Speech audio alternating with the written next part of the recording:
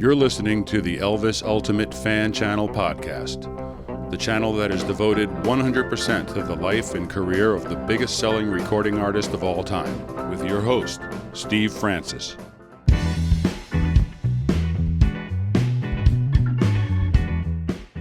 Hello and welcome to Elvis the Ultimate Fan Channel. Before we dive into this week's episode, I'd like to remind you to join me live every Wednesday and Sunday for my YouTube live stream shows when we have Elvis fan chats, an Elvis Fan of the Month quiz with monthly prizes up for grabs, and I pick my Elvis Song of the Week. My special guest today is best-selling author and Elvis mega fan Joe Shooman, who has written words on music, entertainment, sport and news for many national newspapers and magazines over the years. Joe worked in radio as a presenter, producer and reporter. He is a contributor to the legendary Viz comic and is the author of numerous books on musicians, punk, internet culture and more. Joe's latest book is the fully illustrated An A to Z of Elvis, Infrequently Asked Questions. In it, he explores the far-flung corners of Elvisology to dig out some of the more out-there theories and beliefs about the legendary singer, including that Elvis faked his own death and has been working for the FBI ever since. Elvis is alive and well, preaching the gospel in Arkansas, and in actual fact, Elvis is Welsh. Hi Joe, and you're very welcome to Elvis the Ultimate Fan Channel. I'm so excited to be here, Steve. Thank you. It's an exciting day for you today because you have a book published this very day. We're recording on the 23rd of March, and today is publication day, yeah? That's exactly right, yeah. And it's the reason why it's a Tuesday rather than a Monday or something is because it's 65 years, believe it or not, since that first album came out to the day. Oh, right. So a big landmark today. Big landmark today. Yeah. So it just turned out quite nicely to line up. But there is. I suppose every single day of the calendar, though, you can have an Elvis anniversary, can't you? Really, if you look. Yeah. Well, you're probably familiar with the book Elvis Day by Day. I mean, there isn't a day when something landmark didn't happen to Elvis and his career. Before we actually start discussing the book, though, just tell me a little bit about yourself and how you became an Elvis fan and so forth. Ooh, absolutely, yeah, I'd be delighted. Well, you know, I've always loved sort of rock and roll. I've always loved rock and roll rebels, be that punk or, of course, 50s rock and roll or you know, the stuff that happened in the 60s or even really the rave scene, funnily enough. But I got into Elvis sort of obliquely through, like I say, punk and metal music. It wasn't until I was in my real mid-20s. I knew who Elvis was, and to be honest, it was old music, you know, but when I really started listening, me and my friends really started listening to Elvis, it just grabs you, you know? It just grabs you. So I was probably early 20s, so I was quite late to the party, really. But since then, I mean, I've got pretty much everything Elvis ever recorded. Not everything recorded, you know, everything that was released in his lifetime, probably. And you know, me and my dad collect Elvis books and bits and bobs, and we've got, you know, a few hundred of those and all sorts of memorabilia. And it's just such a fascinating character, as well as being obviously one of the greatest vocalists of all time, one of the greatest musicians of all time. There's so many stories, you know. There's obviously the rock and roll years, and then somehow he transmutes into the ideal, you know, son of a nation, really, when he joins the army and then goes through the 60s, kind of, you know, we all know what happened there, and then triumphantly regains himself at the end of the 60s and early 70s, and then another part of the story, you know, comes after that. And it just continues, and as a journalist, that's fascinating to me, really. This isn't your first book. No. This is your 9th book. But is this your first book about Elvis? Oh yeah. I've previously written biographies of other bands and musicians, you know, like Kasabian, Iron Maiden, and a book about MySpace. Do you remember that? Yeah, MySpace. Yeah, I remember MySpace. At the time, though, 2006, 2007, that was going to, it did change the way that the music industry worked. So it was a good thing to write about. But yeah, I guess, yeah, I'm following on the spirit of that MySpace book. I've always been interested in things that kind of disrupt the established norms, if you like, and Elvis certainly fits that bill. But it had to be a very specific kind of book about Elvis if I was going to do it. There was no point in doing something, that's been told a billion times before. As you say, you can almost get a minute by minute reconstruction of Elvis's entire life, in the reams and reams and reams of words that have been written about him. Yeah, well, So speaking on behalf of Elvis fans, people, they've got such a thirst for everything Elvis, right down to what sort of razor blade he used to shave and things like that. They want, every little minute detail about him. So this is, it's entitled An A to Z of Elvis, Infrequently Asked Questions. Okay, now I was sent, very kindly, I was sent an advance copy of this, so I've had this in my possession for over a week, and I've thumbed through it, and I've gone from cover to cover, and I must admit I found it very, very interesting. But if you can just sort of tell me, well, we'll start with the cover first of all. What sort of style is the artwork and the illustrations? How would you describe that? Well, the guy who did them is he goes by the name of Horse. Yeah. He lives in Mexico, I think. He's called Gary McGarvey. Right. He's been involved in doing music-related artwork for quite some time, actually, and his posters for concerts in Liverpool for various bands are almost legendary. So what he's got here is a sort of super cartoon realism, I suppose. Yeah, I mean, I wanted to stay away from calling it cartoonish, but there is sort of a cartoon feel from the illustrations. It's a very colourful book. Yeah, it is. I mean, they're not, they're obviously sort of, it's kind of impressionistic a little bit, and, they're interpreting, like on the front, for example, you've got that picture of Elvis. It's clearly Elvis, but what he's done is he's added a few things that hint to parts of the book in it. So you've got this picture of Elvis looking very handsome with his blue eyes, and then he's got this David Bowie-esque flash across his face. Yeah, Aladdin. I think that was Aladdin Sane or something, wasn't it? Off the album, I think. I believe it was. Yeah. Yeah. I believe so. And there's a strange little Illuminati badge there, and a couple of words on it, but everything there relates to something in the book as well. So it's a slightly. I don't want to say subversive, really, but it's taken Elvis as a cultural sort of image, very much in the sense that Warhol did, and imbuing it with some other meanings, really. So it's kind of got a postmodern edge to it too. Also, it looks ace.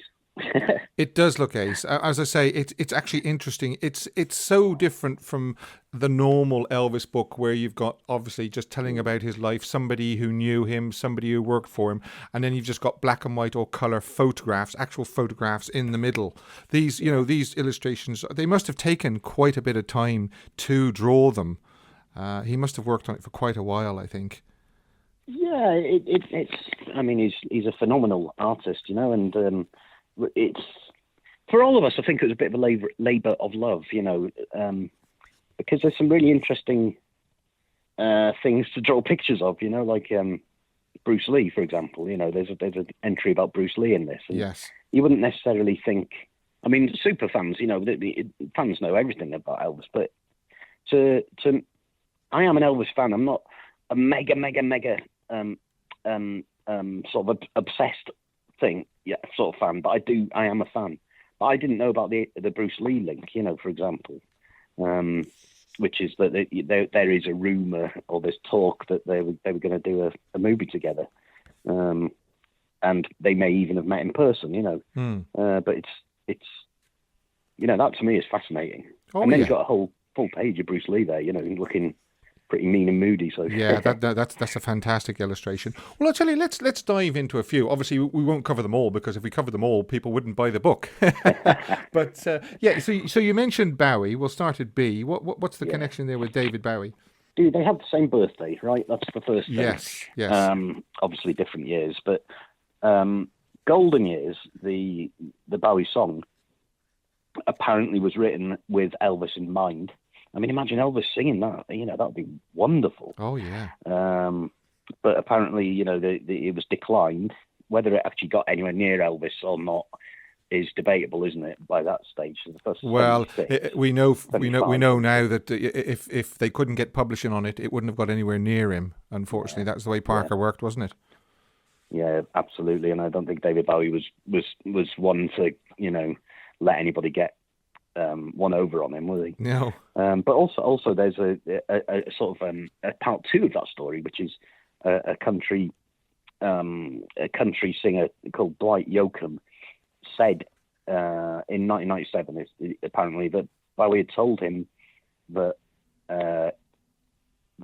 Bowie had talked with Elvis in 1977 about Bowie producing an Elvis record.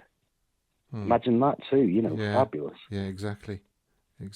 I mean, who knows whether that's true or not, but it's interesting, isn't it? Yes, very interesting. And also there's a reference, Bowie's final album was Black Star, and a lot of people know what the original title of Elvis's Flaming Star movie was as well, was Black Star. Yeah. Yeah, every man's got a black star over his shoulder. That's right. I mean, that's a great song. I prefer it with Black Star. It's a lot darker, isn't it? Yeah, I wish they'd have left it a Black Star as well. Yeah. But then again. But there you go. But yeah, absolutely. So there's all sorts of links there. John Cotter, C. We'll do John Cotter as well, will we?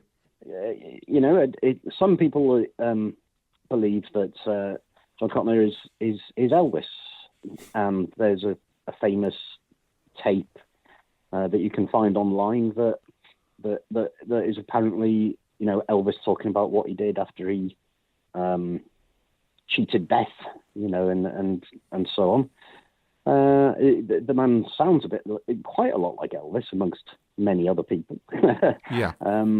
As a singer, but this is a good example of one of the things we wanted to do with the book was present these theories without really commenting on whether I thought they were true or not. I mean, who am I? I'm just a journalist, aren't I? But it's bringing together some of these more left field ideas about the Elvis phenomenon and some conspiracy theories in a way that is accessible and might make you want to go and Google it a bit more into more depth. But basically, it's saying this is out there. John Cotner is out there selling lots of records and fan club memberships and stuff like that. He hasn't denied that he's Elvis. I mean, why would you? Yeah. You know what I mean? So it's all there. You have to make your own mind up about it. But we've presented it as best we can, in as neutral as we can, I guess is the word. It's always struck me that Elvis, as far as I can see, well, maybe Michael Jackson as well, but Elvis seems to be the only person that they, people still want to believe that he's alive. They can't accept, some people can't accept that he died. Unfortunately, flesh and blood he was, and he did pass away. He didn't die, and he's supposed to be, well, we'll come to that in a minute as well, a pastor as well, but we'll mention that as well. Let's see now, what else? I'm just flicking through the book. The listeners can probably hear this on the mic, actually, but I'm just, I'm flicking through the book. What else? Oh, yeah, we'll do Graceland Randers. Tell me about Graceland Randers. We're up to G, aren't we? Yeah. I'd love to visit there. I haven't been there yet.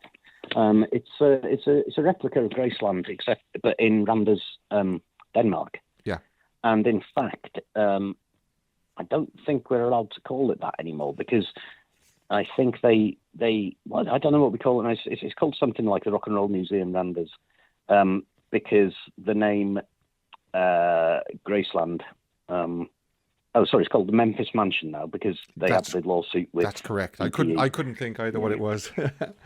It's a restaurant and bar, and obviously a museum, and it's bigger than Graceland. But yeah, if you go to Denmark, you will be to Randers. You'll be, any Elvis fan would be very shocked and delighted to see, this really good replica of the whole building. I mean, it's fabulous, but it's like a museum and a community centre type thing. And of course, for a lot of people, it would be a lot nearer than Graceland. because it's a, anybody in Europe, it's a huge journey, really. I mean, obviously we can't do it at the moment, but I remember when I did it in 2002, it was a big deal. It took a lot of time to get over there. Yeah. Oh yeah, another favorite of mine, Home Alone, H. Yeah, I love this one too. Yeah.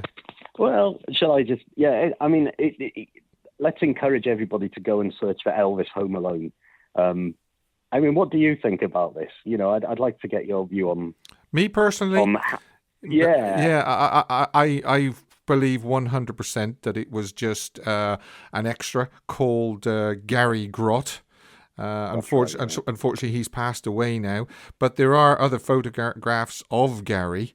And he does sort of bear a passing resemblance to him, especially with the beard, the sort of the Charo era of Elvis.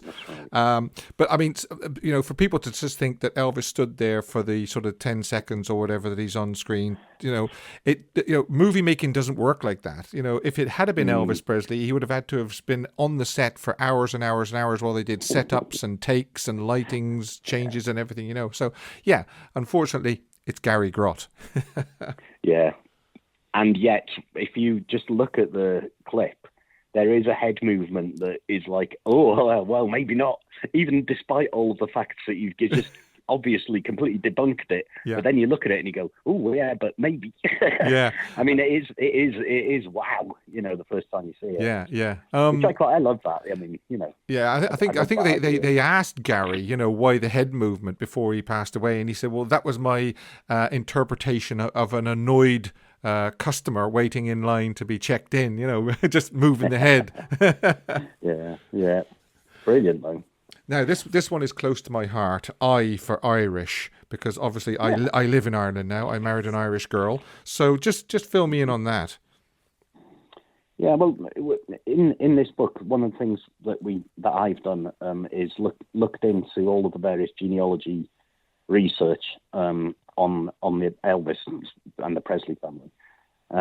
So historians and genealogists have done all of this hard work and proved that Elvis's ancestors came from a place called Carlow, County Carlow, specifically Hackerston. Does that ring a bell? I don't know. Yeah. I'm probably not saying it right. And there's a guy called Arthur Presley listed in 1701.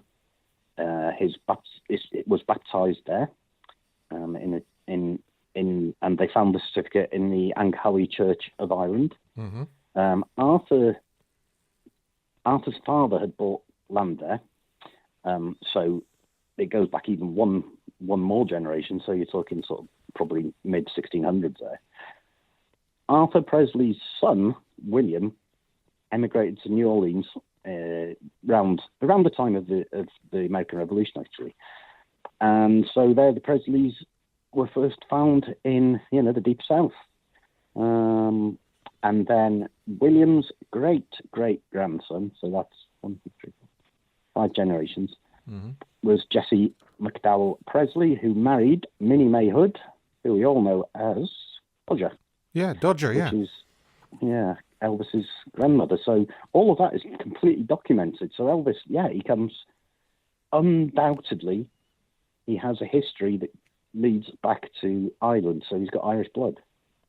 Absolutely, absolutely no. This is proper research. This is not somebody sitting on the computer going, "Oh, I wonder what happened if Elvis was in, Home Alone." This is proper science. Yeah. So you can claim him. Brilliant. So for everybody now, to think that maybe Elvis is Cherokee or whatever, because I've heard things about that as well. Elvis is Irish. Yeah, and also Cherokee, and also Jewish, and also Welsh and Scottish and German. But we won't tell anybody. Okay, well, we're going to say he's a little bit Irish then. That's the thing to do, I think, isn't it? Yeah. Okay, we briefly mentioned this before. I didn't actually have it in my notes, but we will do it. Bob Joyce, okay? Again, somebody that is... Well, I don't know whether Bob actually claims to be... tries to claim he's Elvis, but he doesn't deny it, I don't think, does he? No, he said that I think I've seen things where he said, "I am not Elvis." But then what people if anybody's listening to this who doesn't know this story, then Bob Joyce is a preacher down in Arkansas with a beautiful voice, really beautiful baritone voice. He plays the piano, plays the guitar. He has some resemblance to Elvis Presley. Some scars seem to be in the same place. And since about 2011, people have started saying basically that this is Elvis Presley. But he's Pastor Bob. What he said was, "I'm not Elvis. I'm not Elvis." But then people have countered with, "Well, that's what you would say if you were Elvis."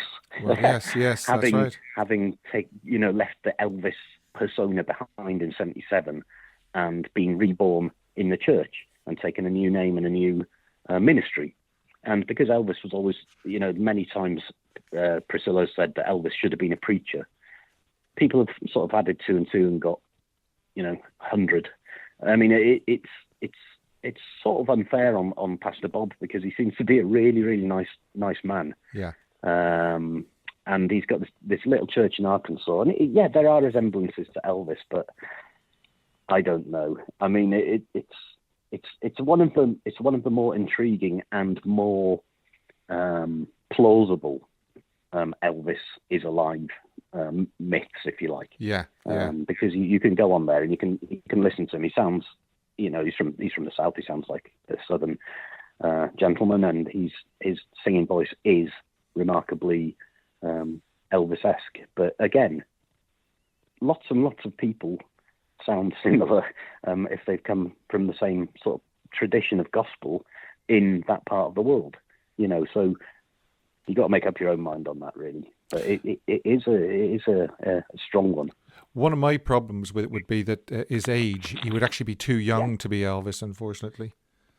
Yeah. But a lot of people deny that. Well, there's even a conspiracy that says, well, actually, Elvis is Bob Joyce's dad. And there's 2 Bob Joyces, and Elvis comes sometimes to preach, but mostly Bob, which makes Bob Joyce Lisa Marie's half-brother. Right? Okay. I mean, I think that's a little step too far, even for most of us, really. Yeah, I agree. It gets very sort of weird when you go down that sort of avenue. Right, I'm going to go for Bill Murray next. We're up to M. You can tell me something about Bill. Oh, that's a good one. Yeah. One of the things about Bill Murray, as we all know, he'll just pop up somewhere, won't he? He'll pop up in some student party somewhere and start washing up or something, or doing the laundry or serving behind a bar somewhere and going. What he likes to do is go up to people, in these parties and say, "You know what? Nobody will ever believe you that I was here." Yeah, that's it. Which is funny, and so, but the Elvis link. Is that Murray gatecrashed the funeral and nearly got shot to death, but because he ended up standing near the original grave of Gladys, and the motorcycle cops really gave him very short shrift and said, get out of here. Murray's also said that the coffin seemed very heavy. And in 1978, inevitably almost, there's a picture at a Bill Murray pool party where there's somebody who resembles Elvis, slightly blurred in the background.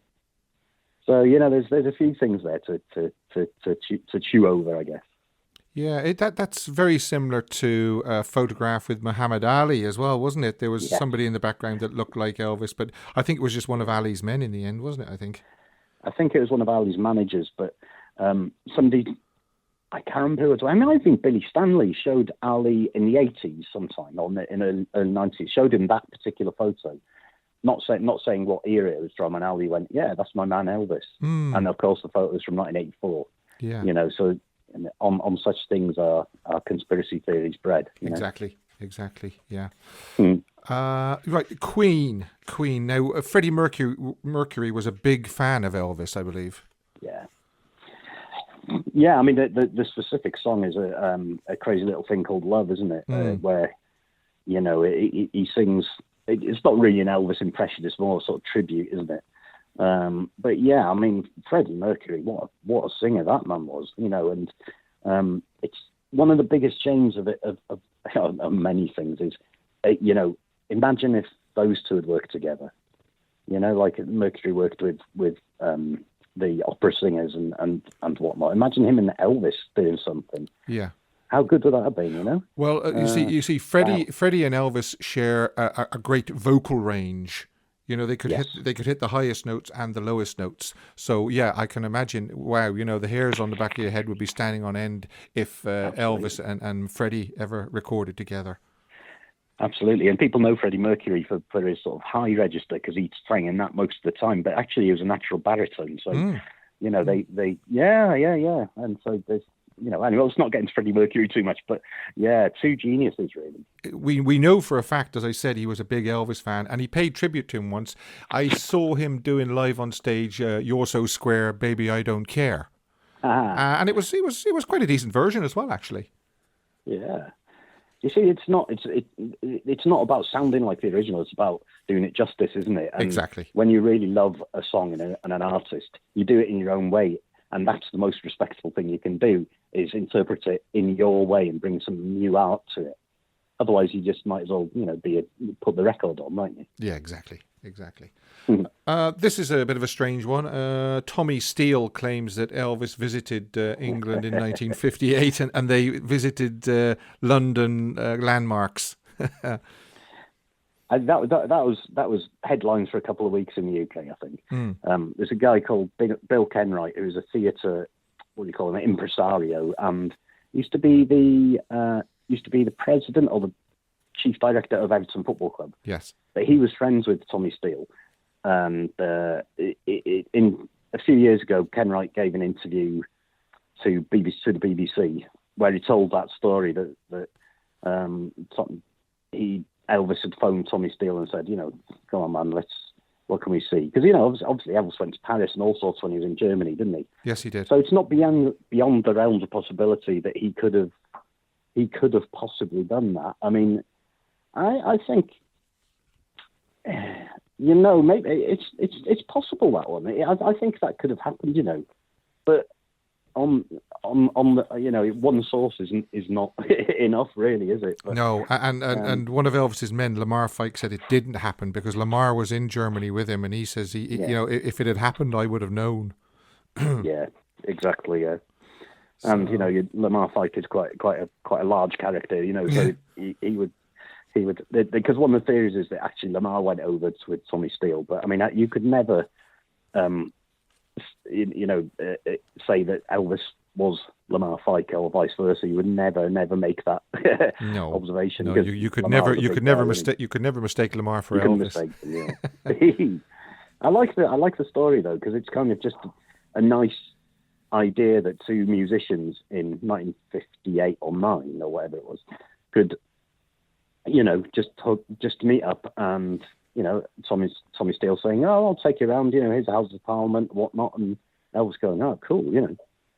I wouldn't be surprised. No. I wouldn't be surprised if in the future somebody makes a short movie about it. A little 30-minute episode or something. Elvis visits London with Tommy Steele or something like that. Let's do it. Right, There we go. Let's copyright that. Me and you are going to do it. We'll write it. We'll get who can we get to play Elvis? That's the question. Well, unfortunately, Austin Butler's tied up at the moment. And Tom Hanks is playing Colonel Parker. Actually, we'll just, if you don't mind, we'll just stray away from the book at the moment. What thoughts have you got on this Baz Luhrmann biopic that's in the making? Do you think it's going to be a good one, or how do you see it panning out? Is this the Tom Hanks one? Yeah, the Colonel. Yeah. I mean, that is a wonderful story, and. One of my favourite books about Elvis is the one that Ilan Miles, is it, wrote? No, I tell you, it's Alan and Ash. I actually spoke to Alan on this. I interviewed her about a year ago on this channel. And The Colonel is a great book. Yeah.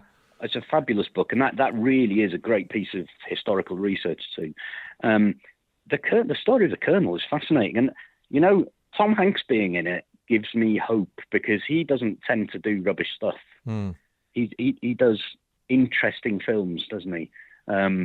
So I don't think it's going to be a whitewash. I think it could be.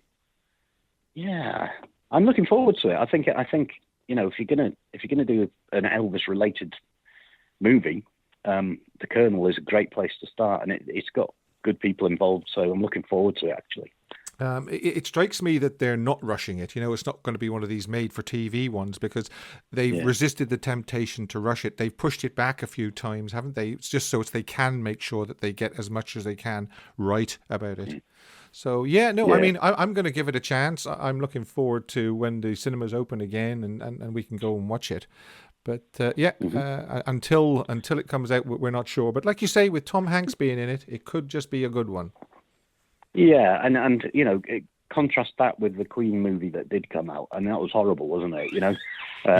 So it was a complete whitewash, and I don't think this one's going to be, because the whole thing about the Colonel is he's a completely created character of Cornelius Van Cleek in the first place, So there's layers and layers and layers of cool stuff to delve into, and I'm looking forward to it. We've had to wait a while though, haven't we? First of all, it was supposed to be early 21, then late 2021. I think it's been pushed back now to early 2022, I believe.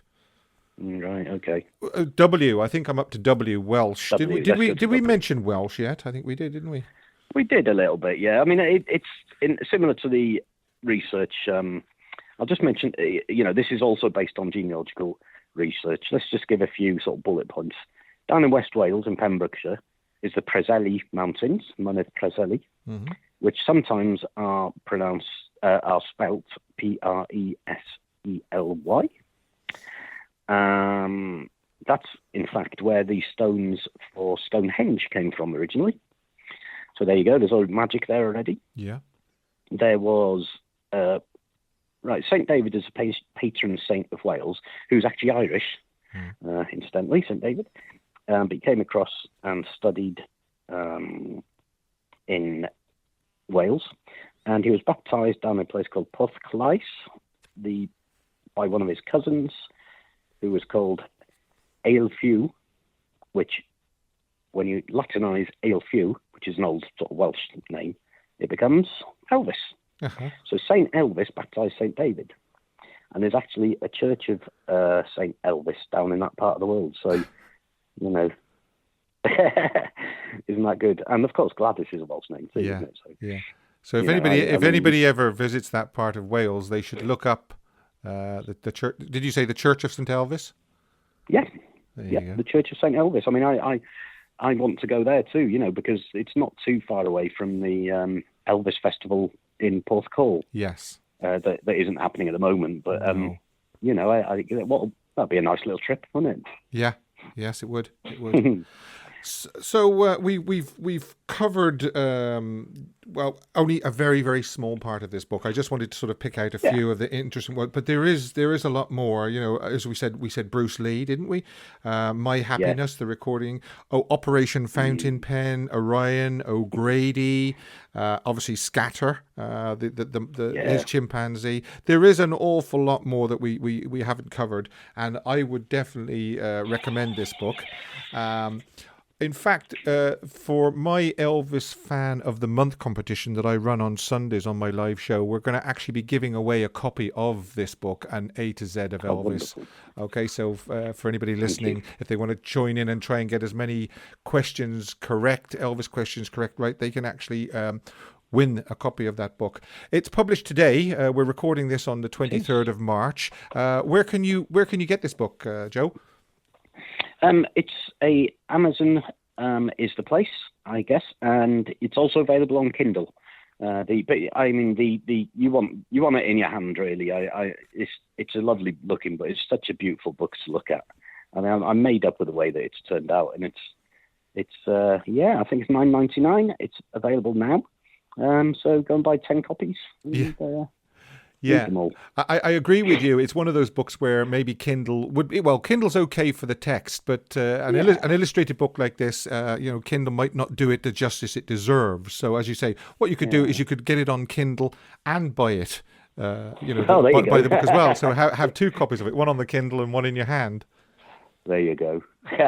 I'd like to wish you the best of luck with this book. As I say, it's not what I would call a run of the mill book, where biography book. Elvis was born in Tupelo and then he rose to fame and all this. It's something different. That's for sure. Thank you very much. Yeah, thank you very much. But that's what we were trying to do. Is what's the point of rehashing stuff? If I'm an Elvis fan, I wanted to find out about this stuff. If I hadn't written it, I would buy it. It's some of it is hopefully funny, some of it is tongue in cheek, some of it is quite serious. Yes. And some of it is just completely bizarre. And you know what? I'm really proud of it. And thank you so much for your support. It's an independent thing that we've done. We're not. None of us are rich. None of us are, major publishers or anything like that. There's like 3 of us involved with it. That's all. And we've got it to this stage, and I'm really looking forward to seeing what people react to it. And like I say, it's a pleasure to be talking about Elvis, and I'm proud that I'm able to bring something new to the conversation. Really. Yeah, well, I'll support all things Elvis, and I keep an open mind about almost just about everything, I mean, it's a fun book, basically. As you say, some of it's tongue-in-cheek. It's not, if you take everything in the book seriously, then you're missing the point. Yeah, I mean, it's not, it's a starting point. It brings some, I had a conversation with somebody the other day who said they can't wait till the pub's open so they can hit them with some of these facts. Yeah. You know what I mean? And you say, oh, have you seen Elvis in Home Alone? What? No. Yeah. And then you have a pint and a conversation. Exactly. Yeah. God, how wonderful to be able to bring that into people's lives, really. And then people go home then and search it on YouTube and say, oh yeah, he does look a little bit like Elvis. And that head movement is definitely Elvis. There you go. Okay, Joe. So, like I say, once again, the best of luck with the book, and I will mention it a few times in the next few shows. Just to get the interest, and because I'd like people to sort of, get a look at it and give their opinion on it as well. Because, as I say, and for me personally, it's an interesting book. Thank you very much, and I appreciate that. And yes, absolutely, I'm really interested to hear what people think as well, because that's, it's not a one-way process; it's a conversation. Yeah, that's for sure. Okay, Joe, thanks a lot, and take care. My pleasure. Bye now.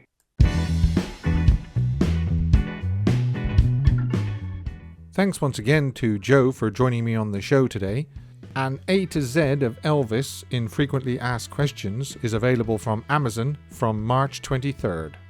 Don't forget to join me live on YouTube every Wednesday and Sunday for Elvis Fan Chat, the Elvis Fan of the Month quiz, with a monthly prize to be won for the most correct answers, and find out what song I have chosen as Elvis's Song of the Week. Until then, stay safe, and I hope you'll join me next time for another episode from Elvis the Ultimate Fan Channel.